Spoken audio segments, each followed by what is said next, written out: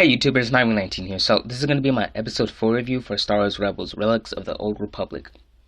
So it turns out that I was wrong about the episode numbers. The Siege of Lothal counts as episode 1 and 2 of season 2, so that makes the Lost Commanders, last week's episode 3, and this episode 4. So as always, I'm going to give you a recap of the episode, give you my thoughts, and write down to my top 5 moments of the episode. So let's get started. The Empire tracks the Lothal rebels to Selos. Admiral Constantine and Agent Kallus arrive at the Silo system to capture the Jedi. Rex gives the Lothal rebels a data chip containing Old Republic bases of the Outer Rim.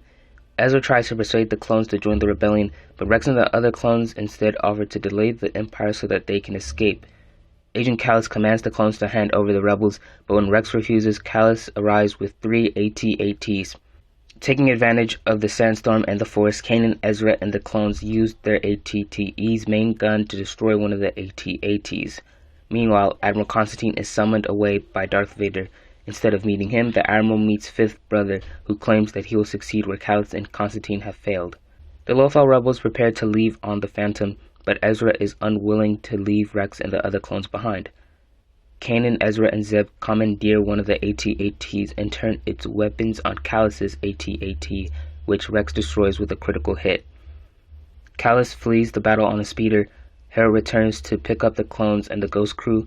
Returning to the Rebel fleet, the Lothal rebels and Rex reunite with Ahsoka. So overall, I'm giving this episode 9. Pretty good episode, pretty decent. It was pretty much all about the rebels working with the clones to fight against the Empire. It also helped bury the hatchet between Rex and Kanan. He still has issues with Rex, being a clone and all, but it looks like he's been able to look past the fact that Rex is a clone and just see him as a person. So now it looks like Rex and the other clones have joined the Rebel crew. So now to my top 5 moments, starting with number 5, the Rebels and clones versus the Empire. Number 4, Ezra uses the Force to destroy an AT-AT. Just goes to show how much stronger Ezra's becoming. Just seems like his powers are increasing in every episode. Just remember back in season 1 when he was learning the basics of the Force, lifting and pushing items. Now he's learning how to use the Force in different ways. He's learning like the broader aspects of the Force, like seeing things via the Force. Number 3, meet Fifth Brother. So there's a bit of context going on about the Inquisitors that they didn't explain in season 1. The Inquisitor we saw last season was the Grand Inquisitor, so he was the head honcho of all of the other Inquisitors.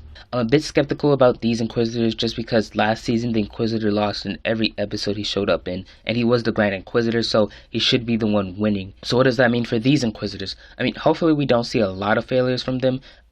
They can still lose, but at least gain something, so it's not a total loss.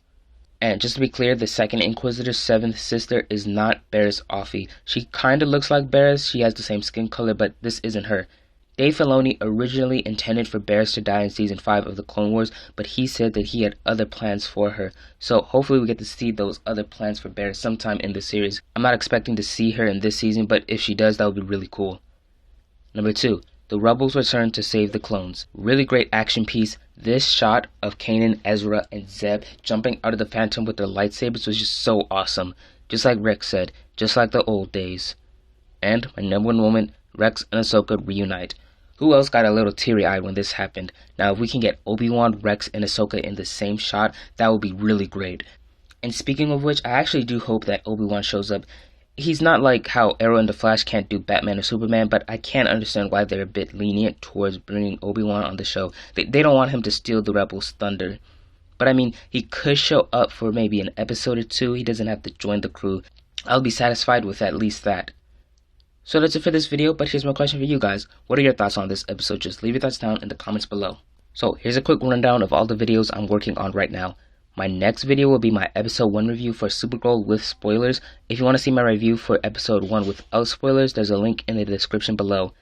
And after that, it's review videos from last week's episodes of Rebels, Gotham, Arrow, and The Flash. I'll probably get to this week's review video sometime by Thursday or Friday, hopefully before then. I want to say Wednesday, but that's kind of iffy, but just be sure to subscribe to catch them all. And also follow me on my social platforms, Twitter, Instagram, Facebook, and Tumblr for schedule updates. I use Twitter the most, so you'll know what's going on if you follow me on Twitter, but I still encourage you to follow me on my other social platforms as well. So right now you can watch my episode 3 review for season 2 of Star Wars Rebels, remember, not episode 1, and you can watch my review for episode 3 of Arrow, OG Team Arrow style. Thank you so much for watching, bye.